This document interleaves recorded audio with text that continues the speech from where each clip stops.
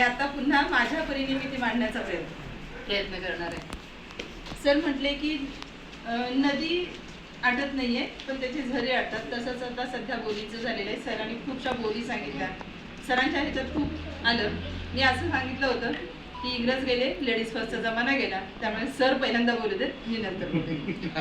आणि मला काय बोलायचं हे मी ठरवून आलेले सगळं, पण आता मी बोलीवरच बोलणार आहे. म्हणजे बोली ही आपली संस्कृती आहे, बोली आपलं जगणं आहे. ज्या बोलीत आपण वाढतो, लहानाचे मोठे होतो, ह्याच्याही पेक्षा आई आपल्याशी गर्भात ते बाळ असतं तेव्हा त्याच्याशी जी बोलते ती बोलते. कारण आई त्याला विचारत नाही हाऊ आर यू, म्हणजे आपली आई तर विचारत नाहीये, तर ती त्याच्याशी ज्या काही गप्पा मारते त्या तिच्या बोलीतल्या असतात. कारण आपण व्यवहारासाठी, मी शाळेत जाते, कॉलेजमध्ये जाते, तिथले जे व्यवहार आहेत, तिथले म्हणजे जे तास आहेत, त्यात तिथं जी बोलते ती व्यवहार बोली असते. तिथून मी ज्यावेळी त्या भूमिकेतून बाहेर येते त्यावेळी माझी बोली माझ्यासोबत असते. पण ही बोली सोबत कधीपासून आली? आपण जसं मराठीचं वय सांगतो त्याच्या आधी कधीतरी ती बोली असणार आहे.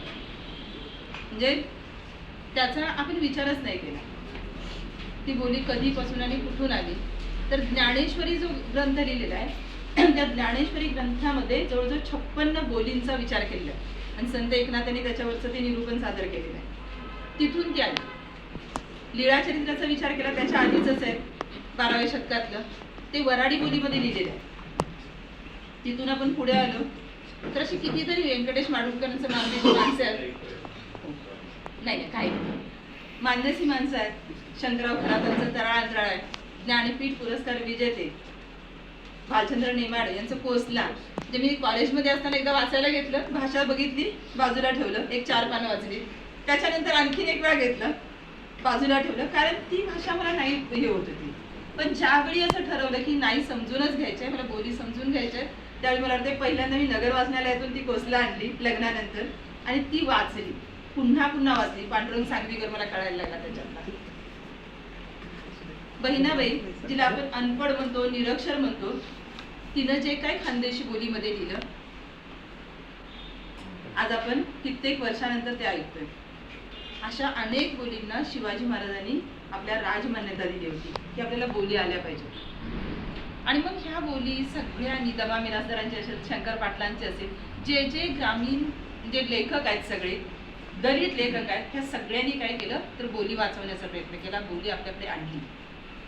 पण आता वाद काय येतोय की बोली बोलणारा गावंढळ, बोली बोलणारा अडाणी, आणि जो प्रमाण भाषेत बोलतो तो काय आहे सुसंस्कृत, सुशिक्षित.